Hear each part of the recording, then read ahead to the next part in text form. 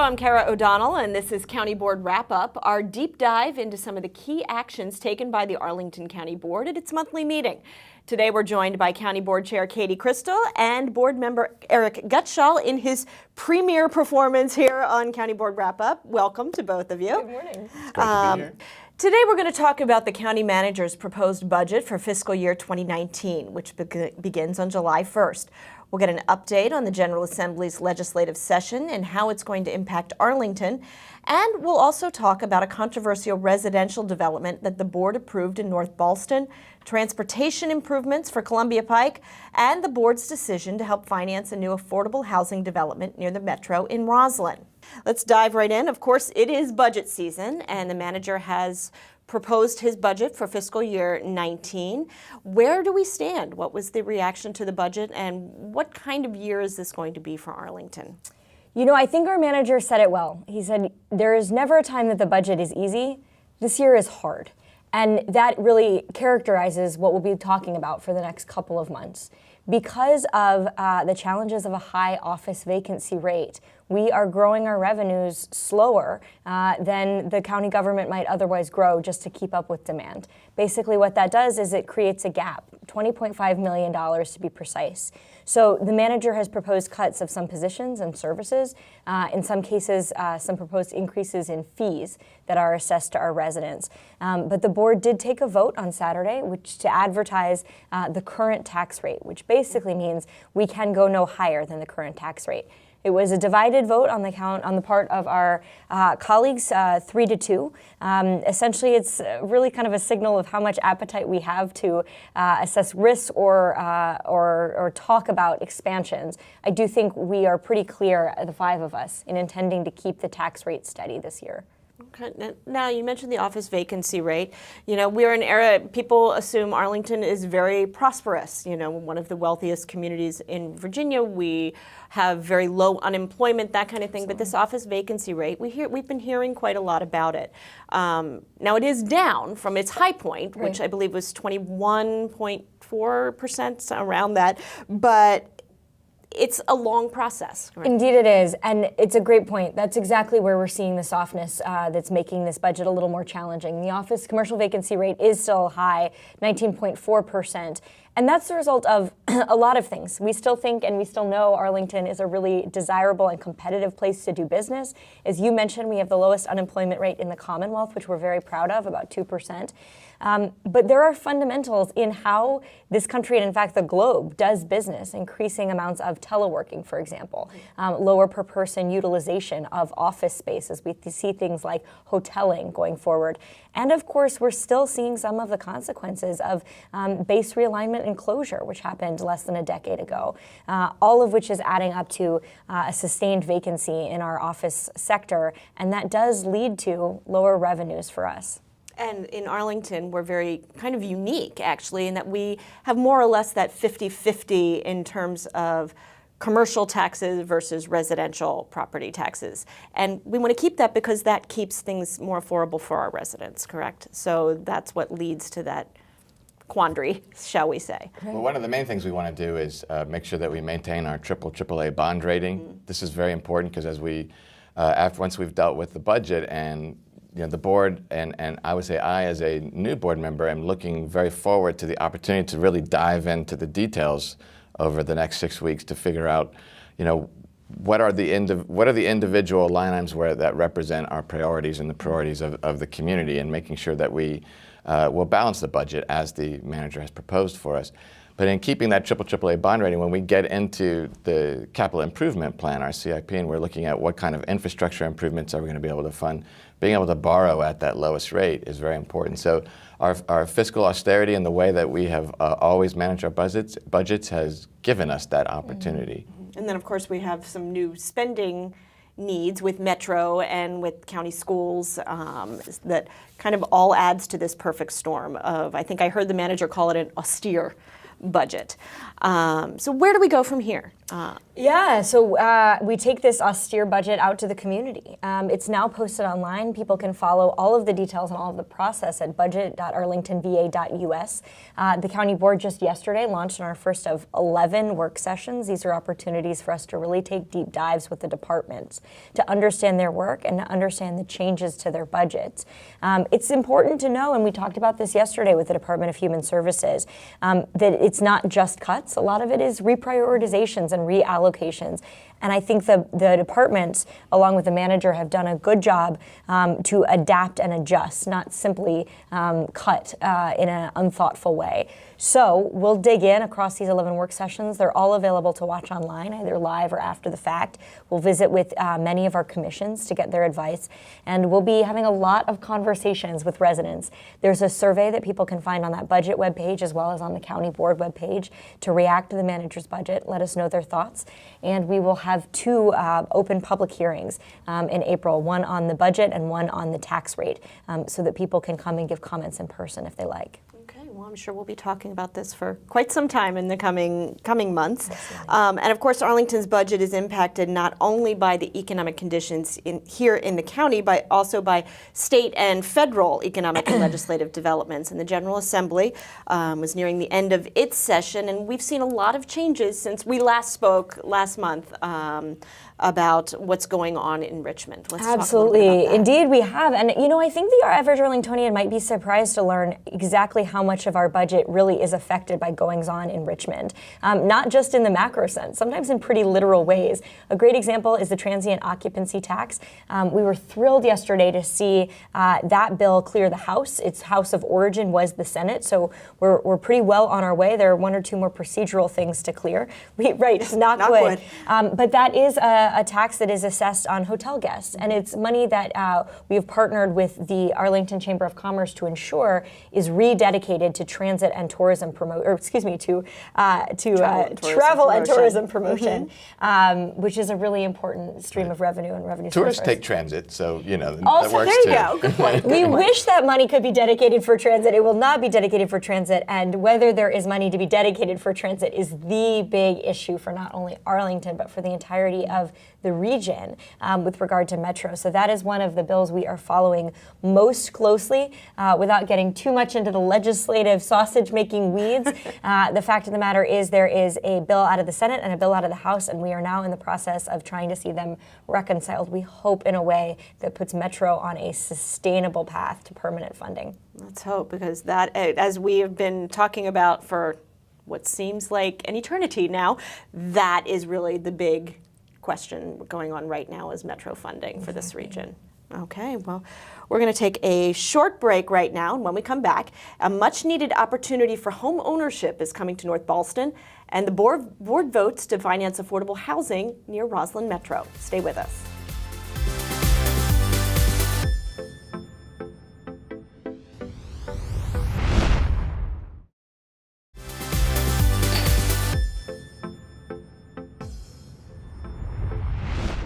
Welcome back to County Board Wrap Up, our monthly chat with the county board members about the actions they took this month that affect you, your neighbors, and your community. With us here today is Board Chair Katie Cristol and Board Member Erik Gutshall. Thank you both once again. Let's talk a little bit about the Ballston development. This was a townhouse residential development plan that the board approved, and it was a little controversial. Talk about the project a little bit and tell me a little bit about what some concerns were here. Sure. Well, it's an infill development, meaning there was a lot of development that had happened over the last 30 years on the block that this project is proposed and surrounding it. And so, you know, the neighbors were concerned about things that we always want to be concerned about. We have a public review process, our site plan review committee, that includes members of the local community and our planning commission and transportation and other commissions that try to look at how can we mitigate some of the impacts that come. And so it was certainly points were made and discussions about what's the appropriate height, what's the appropriate density, how do you handle open space, because we want this infill development to be part of the community, to integrate into the community and to create livable communities. And the thing that the reason I was very comfortable supporting this project was because as infill development, it's ownership opportunity. It's a 7-story condominium building and some townhomes that are consistent with our long-range plan for the area, the Ballston sector plan that was adopted many decades ago. And this is probably one of the last on this side of Ballston infill spots that will be redeveloped under the sector plan, but very consistent with it. So we had the process that came through, and I think in the end, the process worked, and we were able to look at how are we going to manage traffic, how are we going to mitigate some of the impacts. The buildings ended up being a little closer together than some would have preferred, and that's just some of the tension and the tug pull that we have to wrestle with as we do this kind of redevelopment in a spot that you can walk to Metro, and so we had to wrestle with that, and ultimately we approved the project. That's what I was going to say, being that close to the Metro, the convenience of that, and going along with our smart growth idea of concentrating the development right there, but definitely can understand concerns. We're seeing a lot of changes around Ballston right now, with the mall going in, or Ballston Quarter, and a lot of new development. Is there a concern, is something you heard from the residents, that perhaps the urban village is getting maybe a little too developed? Sure, I think we hear that not only in Ballston, but from every corner of Arlington County. Folks do worry, of course, about the pace of development. I think our answer is exactly what Erik alluded to, which is that we do things planfully. We seek to make decisions not based on the preferences of the current or future or other residents, but rather to look for consistency with our plans, which are actually developed by residents and community voices. And so that was the application that we applied here, that was the lens that we applied here, consistency with the Ballston sector plan, although it is a little outdated, and our principles of urban design. That's how we arrived at the decisions that we made, and that's how we'll arrive at decisions for future density throughout the county, mitigating against the concerns Erik talked about, while also expanding the ability of people to live here and to own homes here. This is really important. I agree. The North Ballston project wasn't the only housing plan that the board dealt with at the most recent meeting. The board also voted to approve a $7.9 million loan from the county's Affordable Housing Investment Fund for a significant affordable housing development in western Roslyn. Let's talk a little bit about that project. Well, this is, we just talked about a project where some of the neighbors were not real happy with the new development. And then here we have something where, a spot where the neighbors were all in favor of, and it actually led the way in the Western Roslyn area planning study, RAPS process that occurred a few years back, where the neighbors were advocating for more affordable, for maximizing the opportunity to get affordable opportunities at this location, which is in Western Roslyn. Mm-hmm. And it's going to be a wonderful addition to our affordable housing portfolio. And not only did we get the affordable units, but we've also gotten land dedicated for a park that will be there, that will be available to all of the community. So, and a planning process for that park will be forthcoming. Okay. Now, how does the county decide which affordable housing projects receive investment from the Affordable Housing Investment Fund? Is it every loan is approved, or how is that considered? Yeah, so actually just last year we introduced a Notice of Funding Available, a NOFA. It's a competitive process. Historically, because development in Arlington is challenging, right. There were relatively few partners that were able to take on that particular challenge, and we were generally able to meet most of the pipeline of projects within existing resources. In recent years, even though we've grown the size of the Affordable Housing Investment Fund, more partners are coming to the table. And projects are getting more expensive. So we've started to have increased competition for funds. Our housing staff worked with a working group to develop this process of the NOFA in the past couple of years, so that we could competitively rank these projects against each other by criteria. And in this case, Queens Court was a winner. Mm-hmm. Now, the manager, going back to the budget here, backtracking a little bit, indicated the need for some additional funding for affordable housing. Do you expect this investment fund to go up or stay the same? Or Sure. So the county board gave him direction back in the fall when we set out the guidance we give to him about the kind of budget we'd like him to bring to us, is that we believed that AHIF, the investment, the Affordable Housing Investment Fund, needed to at least stay steady last year. That represented a little bit of a challenge for him to work with, but because of the commitment of this board and the manager to it, he did proceed. And I think the Queen's Court story really underscores why this matters. We were so fortunate to have a couple of people come and share their stories about living in committed affordable housing in Arlington on Tuesday night, and it's a really powerful thing. And when you look at the family units, for example, more than half of these units will be family-sized, and the opportunities that creates for families who, by the way, are often in Arlington. Some of our analysis suggests that when you have a new project, committed affordable project like this, as much as 80% of the students generated by that project were already in APS. And it's about providing stability for their families and stability for those kids. It really underscores why these investments, although they're sometimes challenging to identify in the budget, are worth making.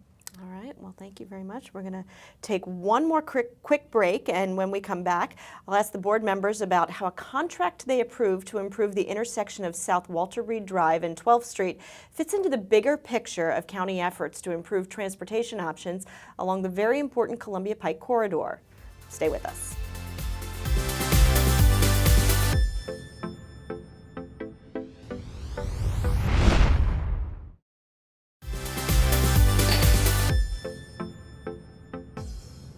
Welcome back to County Board Wrap-Up, where we chat with county board members about key decisions they make at their monthly meetings.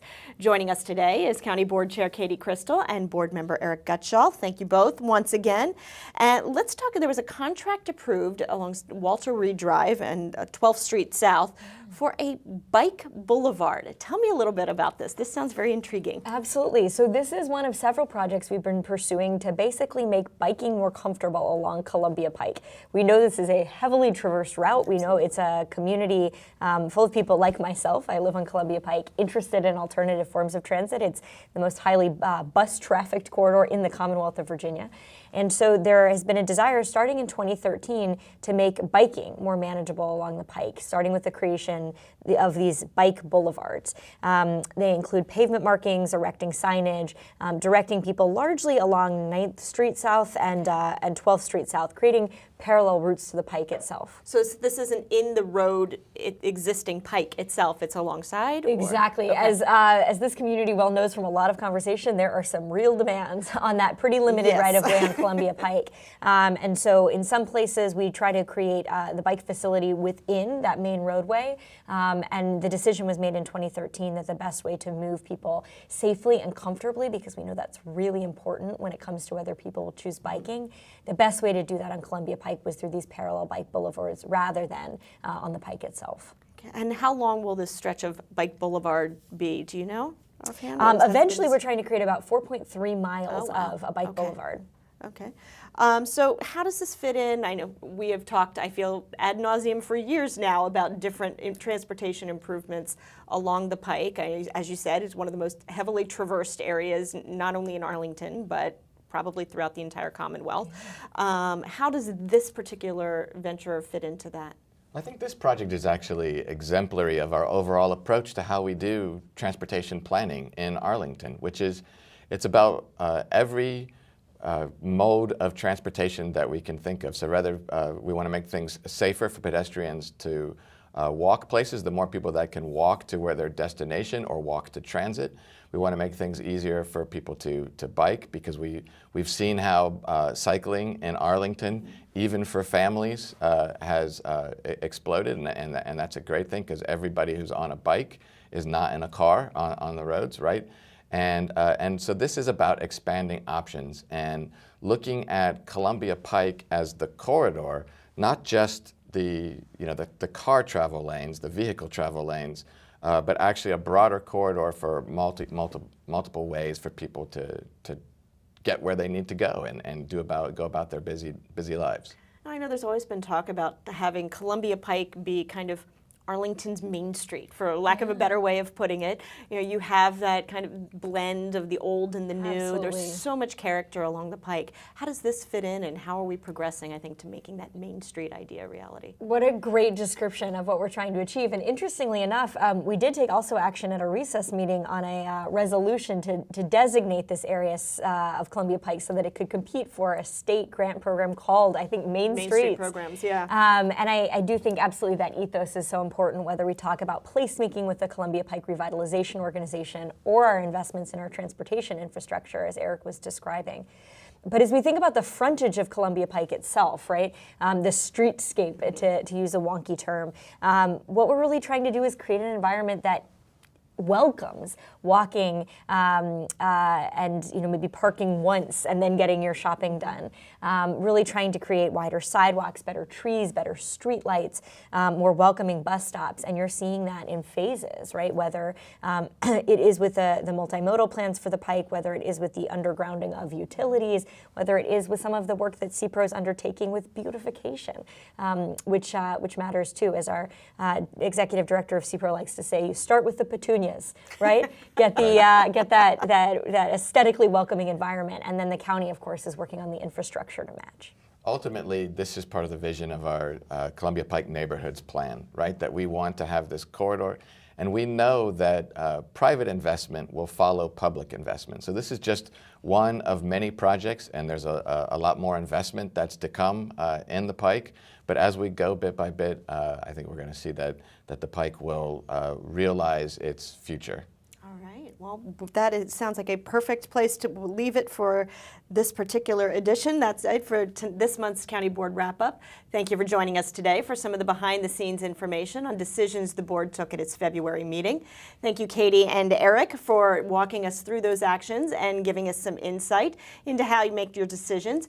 I'm Kara O'Donnell, and we're going to be back next month with another edition of County Board Wrap-Up. And you can watch the County Board meetings live streamed or archived on our website. That's arlingtonva.us. Just search County Board. And remember to tell us what you think about these issues and more by going to topics.arlingtonva.us/engage. We'll see you next month.